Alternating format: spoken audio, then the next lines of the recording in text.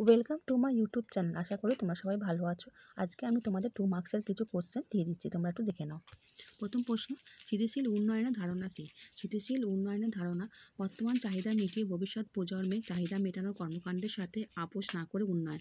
Copper অ্যালুমিনিয়ামের একটু ব্যবহার দাও। কপারের ব্যবহার হচ্ছে গিয়ে তড়িতে সুপরিবাহী হবার, কলকারখানা, বয়লার তড়িতে তামা ব্যবহৃত হয়। অ্যালুমিনিয়াম হচ্ছে হালকা ও ক্ষয়রোধী হবার, বিমান ও মোটরগাড়ি কাঠামো নির্মাণ করতে ব্যবহৃত হয়।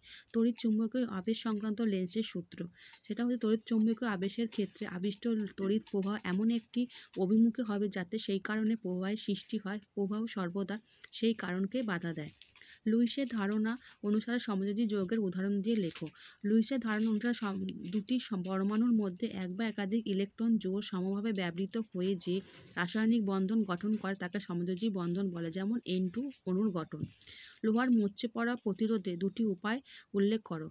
প্রথম হচ্ছে লোহার মরচে পড়া প্রতিরোধের দুটি উপায় হলো, প্রথম, লোহার দ্রব্যের ওপর আলকাতরা রং বা বার্নিশের প্রলেপ দিয়ে মরচে পড়া রোধ করা হয়। দ্বিতীয়, মরচে নিবারণের জন্য লোহার দ্রব্যের ওপর জিঙ্ক বা নিকেল ক্রোমিয়ামে প্রলেপ দেওয়া হয়। আশা করি তোমরা প্রশ্নটা বুঝতে পেরেছো। ভালো করে পরীক্ষা দাও। ভালো থেকো।